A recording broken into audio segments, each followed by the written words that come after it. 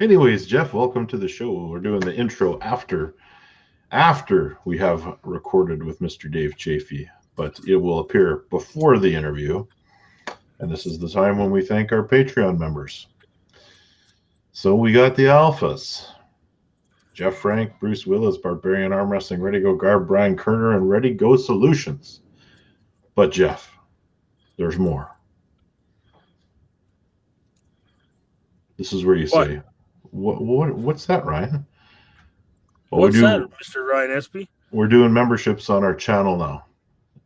So if you prefer to not post or do it on Patreon, we invite you to migrate those over to the YouTube channel where you can hit join now and you'll see all of the tiers explained. And then the community tab is where all the exclusive content will get posted. And yeah, man, that's it. That's the announcements. Other than the fact that, what are we, a couple weeks out from TAL2? Well, yeah, we're almost exactly 2.5 weeks out from TAL2, Boise, Idaho, December 5th. Mega Supercard matches. Great Mega tournament. Supercard. Mega Supercard. Yeah. And for those of you watching this show, we are not live. So there will be a live chat on the side because this is going to play as a premiere. I'm going to attempt to be in the chat with you guys tomorrow. Maybe it will happen because given the announcement that Manitoba is like circuit breaker lockdown now, I probably won't have much to do. So perhaps I will see everyone tomorrow in the chat. But that's it. We got Chaffee coming up. Mr. Dave Chaffee, don't miss it. Yep, it's going to be great. Jeff, thanks, brother. And here we go. All right, gentlemen, we are live. Welcome back to the Total Arm Wrestling Show, the official show of the Total Arm Wrestling League. My host, as usual, is Mr. Jeff Frank. Jeff, how are you doing today? I'm doing well. How are you guys doing? Great. And we have a guest today. And he has been an elusive guest to us and to many.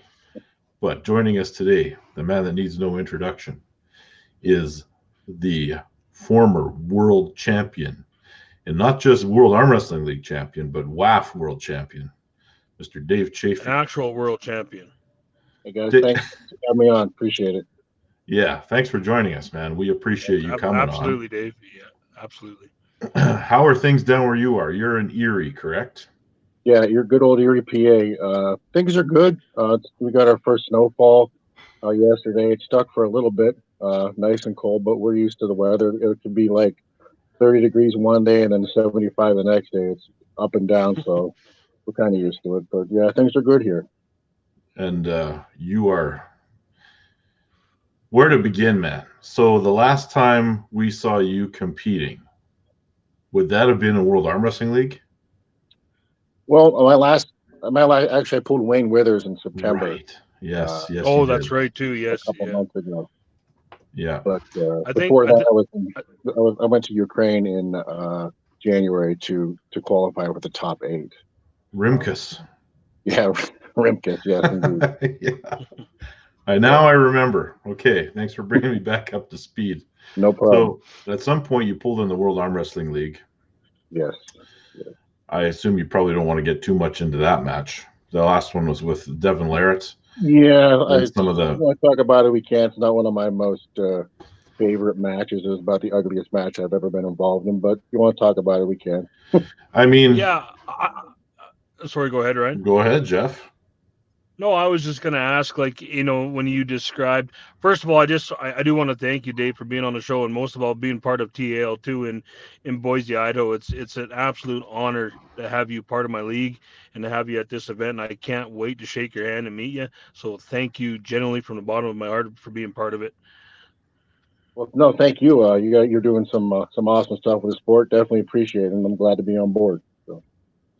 Yeah, no, it should be fun. So yeah, let's talk about that Devon match a bit there. And I like how you classified it as an ugly match because I think a lot of people would agree. Do you feel Devon kind of, I guess, baits you into those ugly matches, or how do you feel about that? Because that's definitely not your style.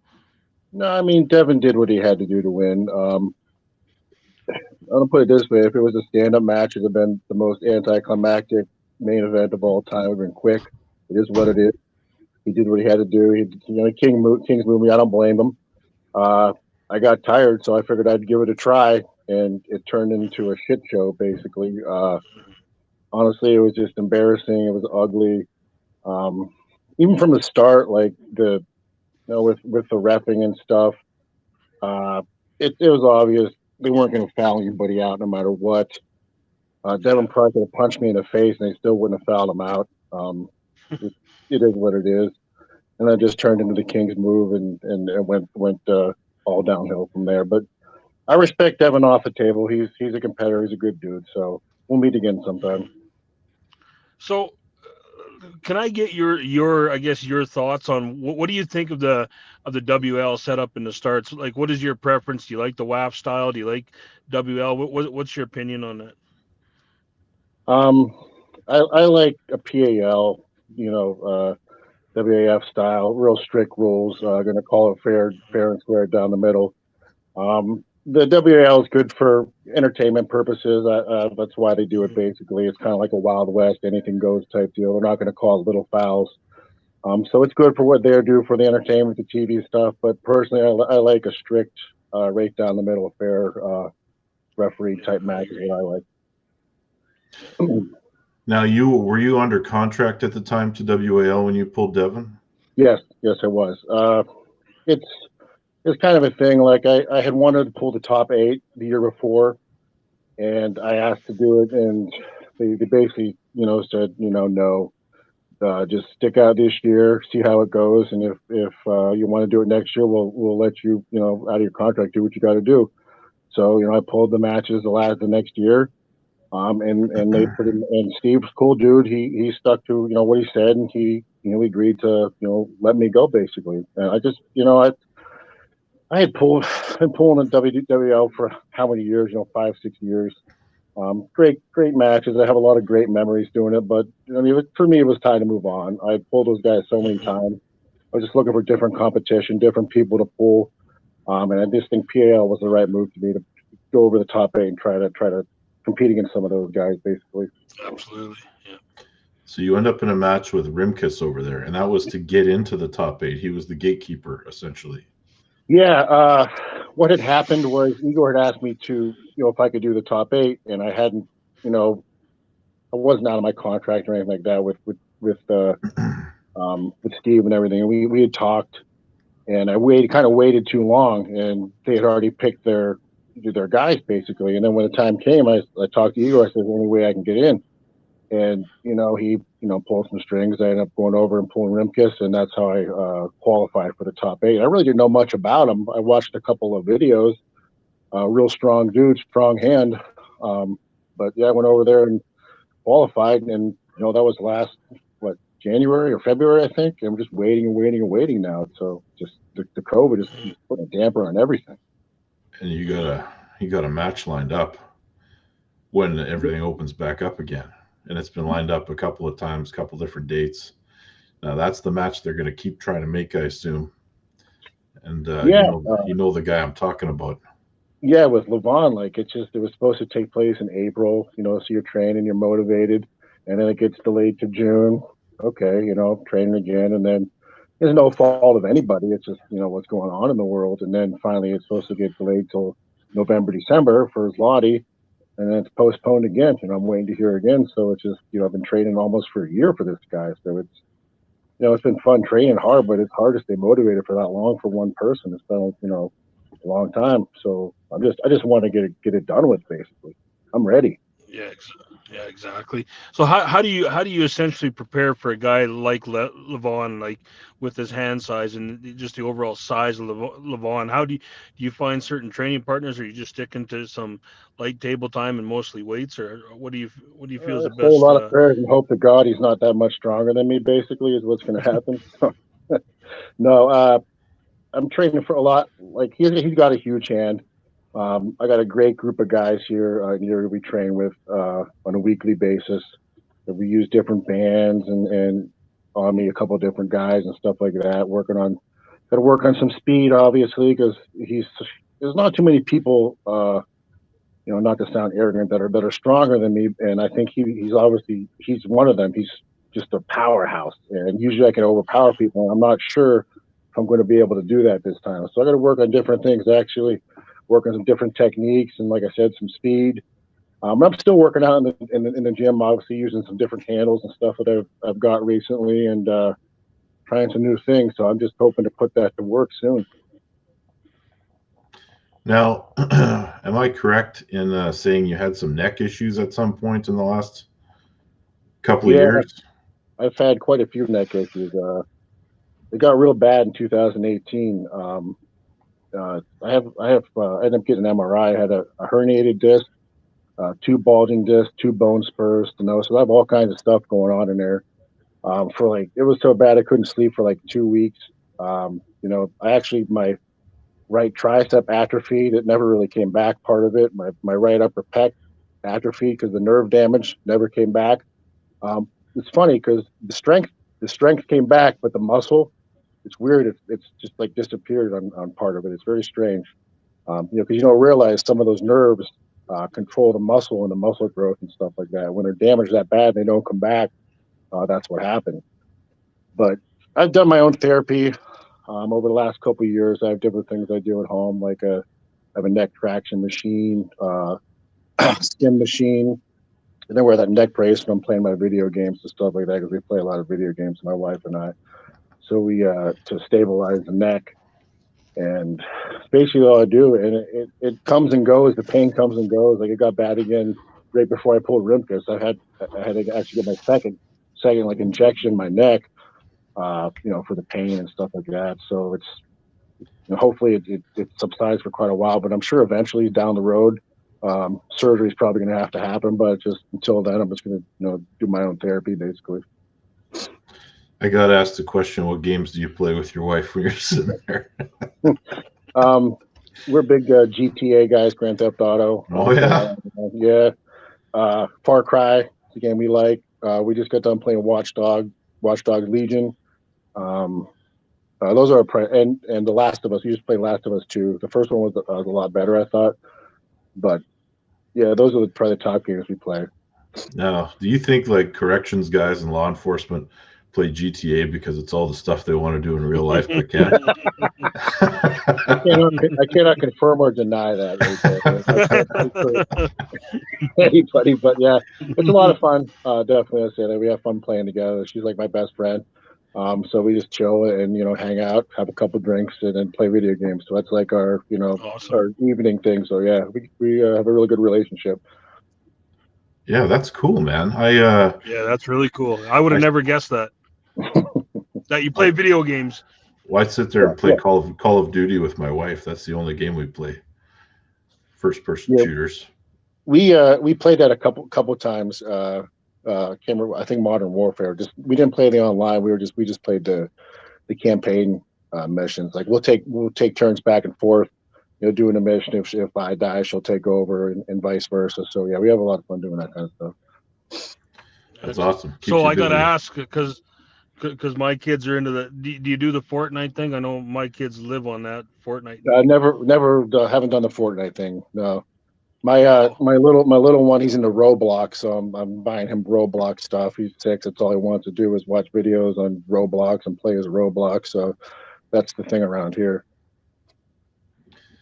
Yeah, we went through that phase too. That and Minecraft. Yeah, oh yeah, Minecraft. My stepson he was playing Minecraft for quite a while too. Yeah. Isn't Minecraft and Roblox similar? They look alike. I don't know what the difference is. They different characters, building things, running around. There's different types of games. So yeah. Yeah. I gotta say, whoever thought an interview with Dave Chaffee would go from arm wrestling to Roblox? well, that's the best part. You get these weird side conversations that are away from arm wrestling, and you get a look inside 100%. Yeah, and during COVID, I mean, people were probably doing a lot of things they thought they would never do. Yeah, no doubt. Yeah. So it's you got to stay home. Gaming's a good way to do that. So anyway, you end up you're prepping for Lavon. Yes. do you look past him at all at the rest of the field? Like, is the thought process for you, you see Lavon in front of you and you think if you get past that guy, the rest might be smooth sailing for you? The thing is, like, I know it won't be smooth sailing because they all have different styles, but I haven't even thought about anybody else right-handed since I've had that, the match was set up. He's the only guy that has even crossed my mind. That I watch videos of right-handed that I train for. Usually, I think about other different things because you have different options. But I've been so focused and fixated on this match because it's been carrying on for so long that I'm just want to get it over with, like I said. And once that happens, if I'm lucky enough to win, who am I going to get? Laletin, who's just as good. You know what I mean? It's just a crazy. Completely contrasting style. Yeah. Yeah. So I just got to try to work on this just one guy and then see what happens after that. So, but there's Lavon and Laletin, and I think those guys. I mean, I think you three would be the top of the food chain in that 8-man class. But it would be the favorites for sure. They're so definitely. What is the timeline between matches? Let's just say you beat Lavon. What do they give you? Is it a month or 2 months? Or? It was I think it was like 2 to 3 months. I want to say when they first did it. I want to say the first match was in April when they did it, and then maybe like June or July, and then the finals was in like November maybe. So they give you a little bit of time to to recover and stuff, which is nice because I'm an old man, so I need the time to recover. That's for sure. So, how old are you? I'll be 44 in January. Okay, I think you're the young man in this room. Or is it you, Jeff? I feel old. So. I'm 42. Okay. So it's safe to say that getting into the top 8 pretty much, if COVID wasn't a thing, keeps you busy for a year. Yes, absolutely. Okay. So because win or lose, you're going to get the next bracket anyway, right? Yeah, the only thing that is kind of a bummer about pulling Lavon the first match is like if you lose, you drop down to that loser side. You can't quite, make as much money. But to be honest with you, I'd rather get it right out of the way, right off the bat. Just kick it off like that. So yeah, win or lose, you pull each round, win or lose. So it's pretty basically the whole year you're pulling. So. All right. So in that top 8, if you lose, can you work your way back up to the finals?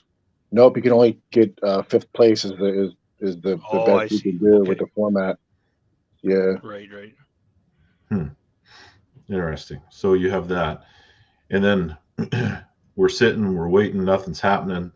All of a sudden, some crazy promoter comes along and starts putting on these events. And how did it come to pass that Dave Chaffee has got a left-handed match at TAL 2? Well, I'm friends with Michael Todd, and we talk, and he was mentioning that it was a while back that Corey might need a left-handed opponent. He asked me how my left hand was doing. I think just try to feel me out at first. And sometimes I'm training it, sometimes I'm not. It's not like my right arm. When I train it, it's pretty decent. And I'd started to train it, and I figured I was kind of ready. He's like, "Well, how's your arm feeling?" I said, "It's it's not like my right, like I said, but it's ready to go."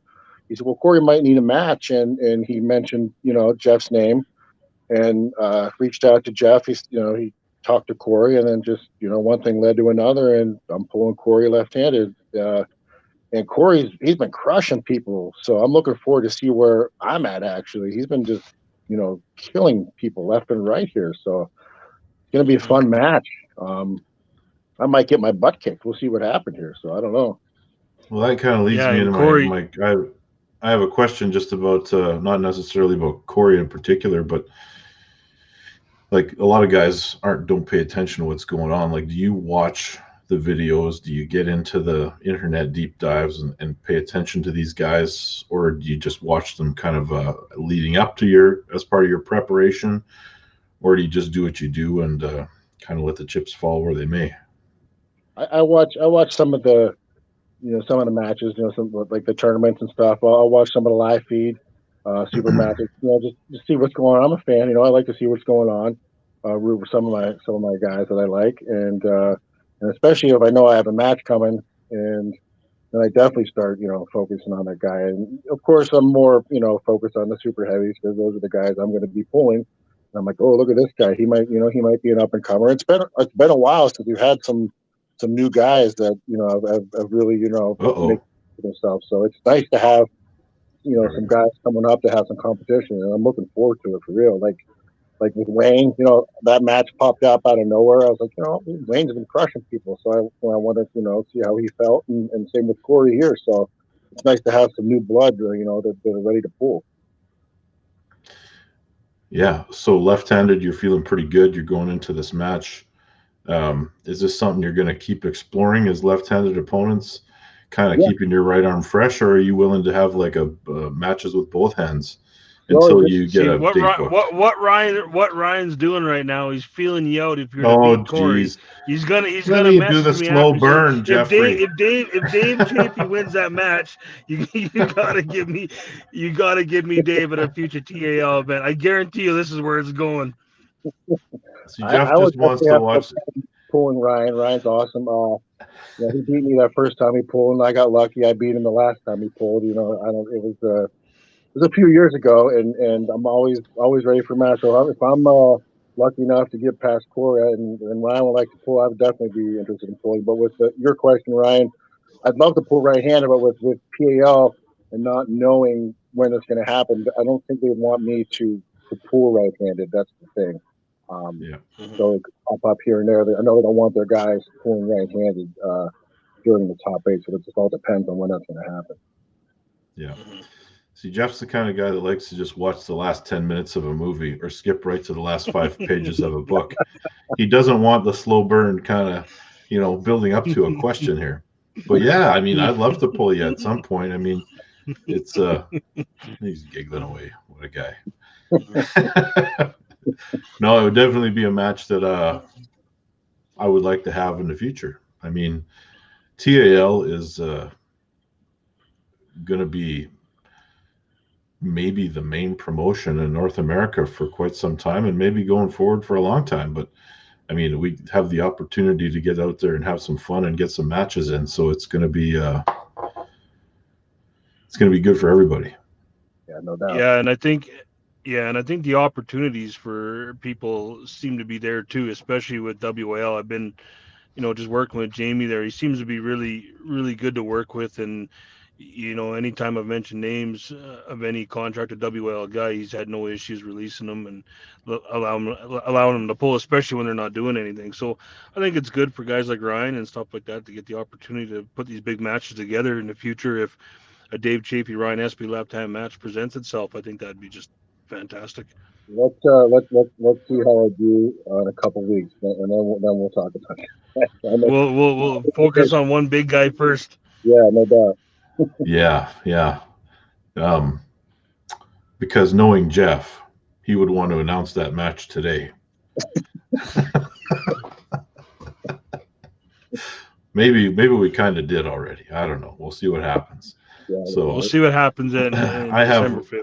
There's probably and I know Jeff can speak to this a little more, but Jeff, you're probably getting, how many messages a day do you get from guys wanting super matches? And it's getting a little overwhelming, but I enjoy it. Like I don't sit stagnant, right? Like, I mean, this is what I want to do. I enjoy doing it. So, I mean, it just becomes an issue getting back to everybody in due time, right? I don't like making people wait. I like to, be on top of things and make things happen quickly. That's just who I am, whether it's at work or doing the arm wrestling thing. So yeah, I'm getting quite a few, and now with being on this committee of the North American rankings, I'm really looking forward to putting these matches together where we can really determine in a super match scenario where people fall, especially there's so many Canadians that I feel that slot into some of these positions that are not ranked, that I think there's a lot of good opportunities there to put some really good super matches together. And I just, like I said it before, I just want to treat guys right, be professional, be ethical, and just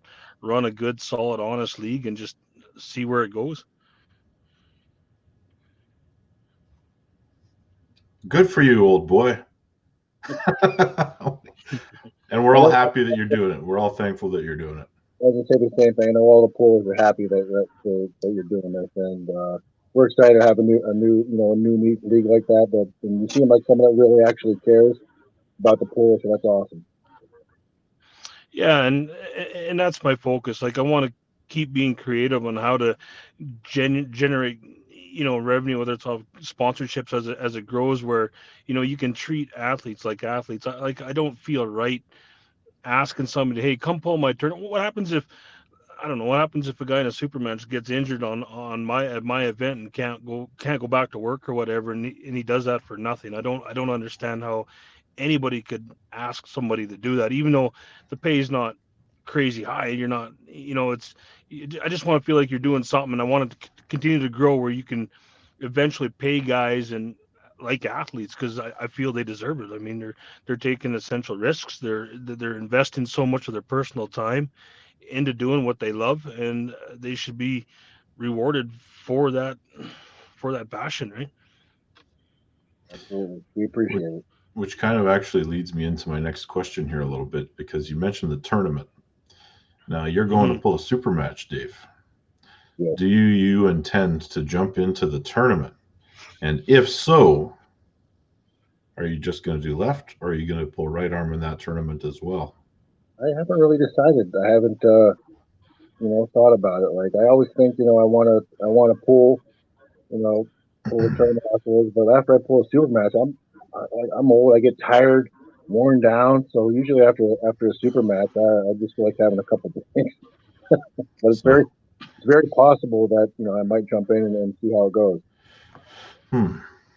So, well, Don Underwood said that he's going there and he's pulling absolutely everything. He's well, you also he don't have, care. I know that I don't know what Michael's restrictions are, but he's going to be there. I'll tell you what, if Michael wants to pull the tournament, I would certainly jump in if we can have some fun in there, or after pull or something. I'd love to pull Mike, mess around. So. Yeah, I believe Michael. Just talking with Michael that he wants to pull the tournament. He had mentioned to me that he's gonna, and I'm not saying that he's confirmed this, but he did mention to me he's a trophy hungry guy. He likes trophies, so he had mentioned that he's gonna pull 4 classes, maybe the Open and the Masters as well, and as well as a super match, right, and potentially take home 4 trophies and a belt. So from what I heard, that he's pulling multiple things. My wife will probably buy 2 new souvenirs, so I wouldn't be able to fit that many trophies in our suitcase, but I wouldn't mind pulling one class. Well, that's the weird thing about it. All the guys that are entering, like all the real killers that might be entering that tournament, and no disrespect, they're all guys that also qualify for the Masters class. Yeah, I know. Yeah, Actually, they do, yeah. the top guys are over 40 years old. That's crazy, isn't it? That's yeah, like longevity in this sport. Is it a matter of longevity, or is it I don't know what it is, guys starting this sport later on in life? Yeah, I don't know, because you see like some of the Europeans, you don't see them. Most of them don't last as long as the American players. I'm not really sure why. I don't know. No, they don't. I They mean, start at like 15, 12 years old, so maybe it has something to do with that. I don't know. well, you take a guy like Jerry Caderet, who has been around since the early 90s. I think he started arm wrestling, Yeah, and at a high level. And here he is, all these years later, and he's arguably at his all-time best. yeah, crazy, isn't it? It's nuts. Well, even you mean look at Don Underwood. I think Don Underwood's a re-motivated man. He's really looking forward to coming back and taking a run at whether it's a WAL title or even a world title. He's at his age, he's really motivated right now, and that's really encouraging to see. It's nice to see Don back. He was a bad Yeah, dude, quite a few years ago. He disappeared for a yeah. little bit. It's nice. I always like Don. It's nice to see him back. Exciting to watch. Hmm. So let me ask you a question here. Can you tell us anything behind the scenes that the public may not know about the whole production of the Game of Arms show? Is there anything in season 2 that was interesting that we may never have seen, or are you like got a gag order that you can't talk about that. I know Travis told some stories that stirred up some controversy a little while ago, but have you got anything on that from that era? Well, season 2, we weren't even actually in it, Erie. We were just going to be in like one episode basically to come back. So I can't really tell you much about season 2. Season 1, it's like a reality show. There's going to be, they didn't like the way you do this, so we're going to do it over again. It was not the matches basically, but just the behind the scenes stuff. Doing this, doing that. Like if they didn't like, kind of like a regular type TV show or movie, like, act 1, act 2, over and over again if they don't like a certain thing that you did the first time. All the matches were real. I don't know. There's a couple things like there was supposed to not be like any left-handed at all. And then the week before the final, they decided to throw in a left-hand thing. So then they basically strong-armed me to pull left hand. My left, I don't want to really get into it, but it's just one of them things. They're supposed to be just right-handed. Yeah. I had a lot of fun doing it. So I'm going to take it away from it. It was a good time. So. You and Travis actually trained together, or is that just for the show? Just for the show. Yeah. For those of us that knew, we could tell. Yeah. Yeah. Trying to follow you around and build up the camaraderie, but it was fun to watch, and it was fun while it lasted. It's a shame it didn't. And Travis is of the opinion that his incident at the one event was what was the nail in the coffin for that show. Yeah, I don't know what did it in. It got decent ratings. Like I said, I had a ton of fun doing it. All the guys had a great time. It was a great experience. And then season 2, I don't know. AMC decided they got rid of like all of their reality shows. They was only keeping one. So with Game of Honor being one of the reality shows, they dropped it. And then I guess they couldn't find, the producers couldn't find, shop it around, couldn't find any other networks that wanted to pick it up. So that was bad, unfortunately. That's a shame because that was a really good show, actually. Yeah.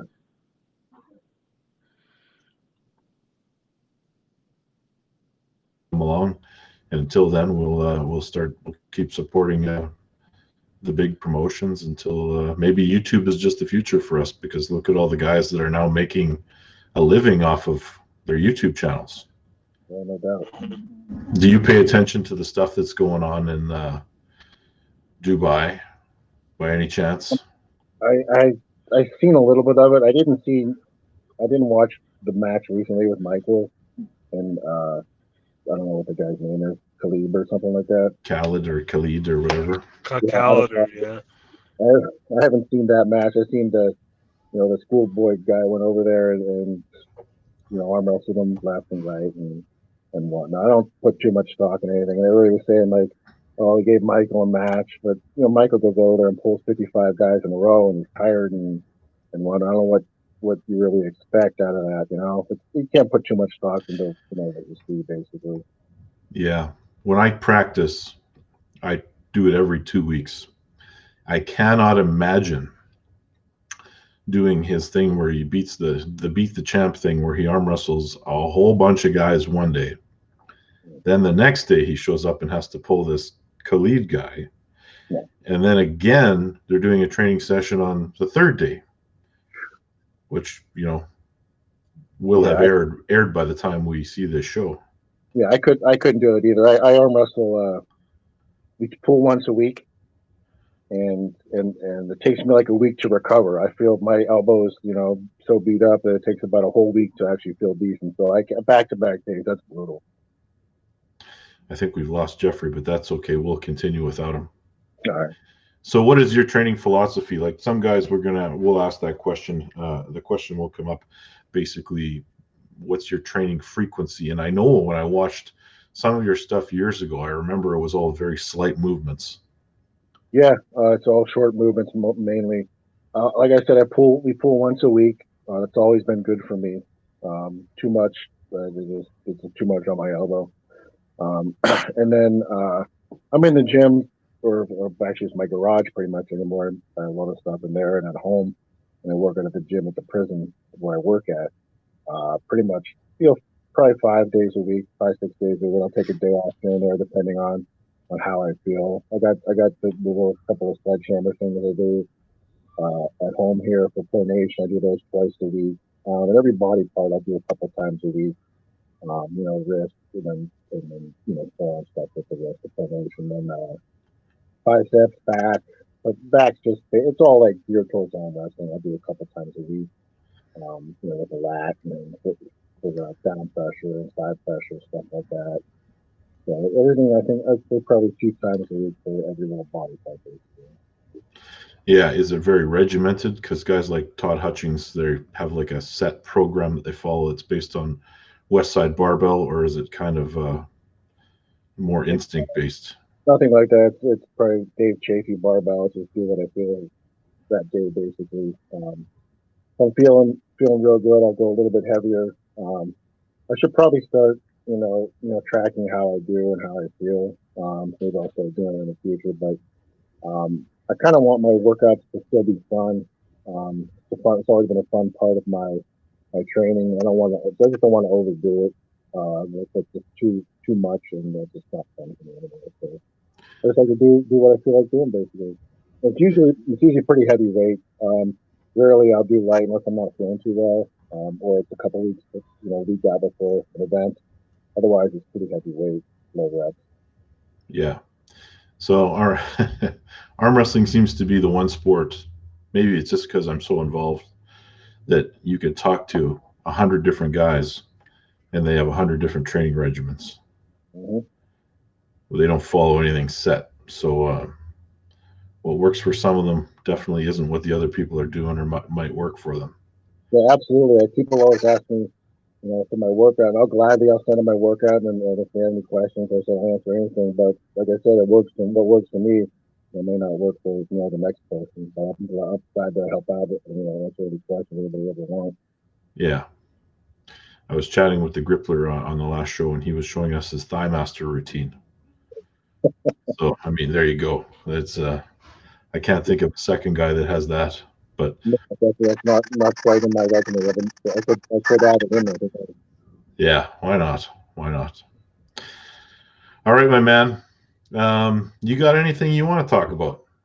No, I'm excited for what's going on with what Jeff's doing. I'm looking forward to my match with Corey out in Boise here in a couple weeks. I'm just hoping this COVID stuff, slows down because the cases down here, like they're spiking, and they're talking about closing more stuff down and shutting this down and shutting that down. So it's getting frustrating again. I'm just hoping the stuff curtails a little bit and we can get the show on the road and just open everything up here. So. Yeah, I'm kind of the same opinion here. We're going through much the same thing. My province, Manitoba, is one of the highest test positivity rates in Canada. Well, actually, it is the highest in test positivity rate, but we don't hold a candle to South Dakota quite yet. And hoping that we have vaccinations and we can get back to normal, because this non-arm wrestling thing kind of sucks for me. Yeah, it definitely does. Yeah. All right, brother. I appreciate you. And we can call it there if you want. Right. Hey, thanks for having me on. Appreciate it. Hey, thanks for coming on, man. We appreciate you. And yeah, man, I'll see you in the not so distant future, I hope. Sounds good. Can't wait. All right. All right, take it easy. You too, brother.